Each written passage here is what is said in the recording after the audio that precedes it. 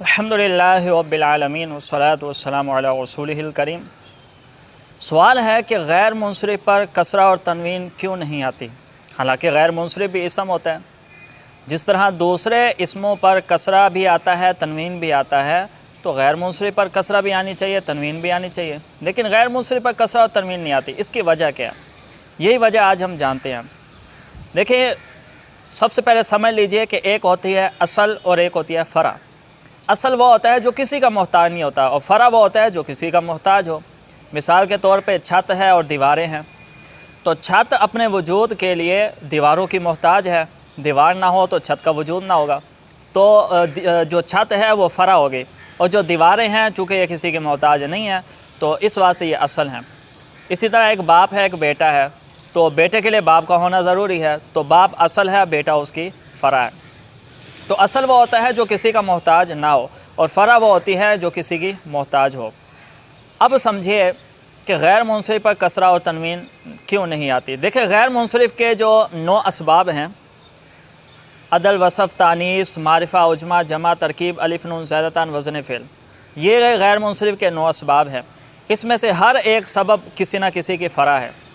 مثال کے طور پر جو عدل ہے وہ معدول عنہ کی فرع ہے۔ عدل یہ ہے نا، ایک دوسرے لفظ سے نکلا ہوا ہوتا ہے، تو جس سے یہ نکلا ہے یہ اس کی فرع ہے، وہ اصل ہے، معدول عنہ، تو عدل بھی فرع ہوا۔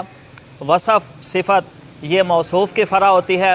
تانیث، یہ مذکر کی فرع ہے۔ جمع، یہ مفرد کی فرع ہے، اور اسی طرح عجمہ، یہ عربی کی فرع ہے، اور ترکیب، یہ مفرد کی فرع ہے۔ الف، نون، زائدتان، یہ جس کے ساتھ الف نون لگے ہوئے ہیں یہ اس کی فرع ہے۔ وزن فعل، یہ فعل کی فرع ہے۔ تو جتنے بھی غیر منصرف کے سبب ہیں یہ سب کے سب فرع ہیں۔ اور جب کسی اسم کے اندر 2 سبب پائے جاتے ہیں تو وہ غیر منصرف ہو جاتا ہے۔ گویا کہ جب کسی اسم کے اندر 2 سبب پائے گئے تو اس کے اندر 2 فرع آ گئیں۔ اتنی بات آپ نے سمجھ لی۔ اب سمجھیے، فعل کے اندر 3 چیزیں ہوتی ہیں۔ ایک معنی مصدری ہوتی ہے، معنی مصدری ہوتا ہے، ایک نسبت الی الفاعل، اور ایک زمانہ۔ کوئی بھی فعل ہے اس کے اندر یہ 3 چیزیں ہوں گی۔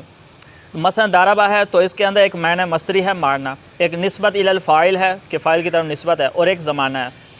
معنی مصدری اصل ہے، باقی جو زمانہ ہے اور نسبت الی الفاعل ہے وہ فرع ہے۔ تو فعل کے اندر 2 فرع ہوتی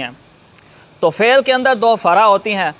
تو جب کسی اسم میں غیر منصرف کے 2 سبب پائے گئے تو اس میں بھی 2 فرع ہو گئی، تو یوں غیر منصرف کے فعل کے ساتھ مشابہت ہوگی۔ تو جب غیر منصرف کے فعل کے ساتھ مشابہت ہوگی تو پھر جو غیر منصرف کا جو فعل کا حکم ہے کہ اس پر کسرہ و تنوین نہیں آتی، تو وہی حکم جو ہے نا غیر منصرف پر بھی لگا دیا کہ اس پر بھی کسرہ و تنوین نہیں آئے گی۔ تو غیر منصرف پر کسرہ و تنوین اس لیے نہیں آتی کیونکہ اس کی فعل کے ساتھ مشابہت ہوتی ہے، تو فعل پر کسرہ و تنوین نہیں آتی، تو پھر غیر منصرف پر بھی حکم لگ گیا کہ اس پر کسرہ اور تنوین نہیں آئے گی۔ ہاں، جب غیر منصرف پر الف لام داخل ہو جائے تو اس کی زیادہ مشابہت اسم کے ساتھ ہو جاتی ہے، اس واسطے اس پر کسرہ آ جاتا ہے۔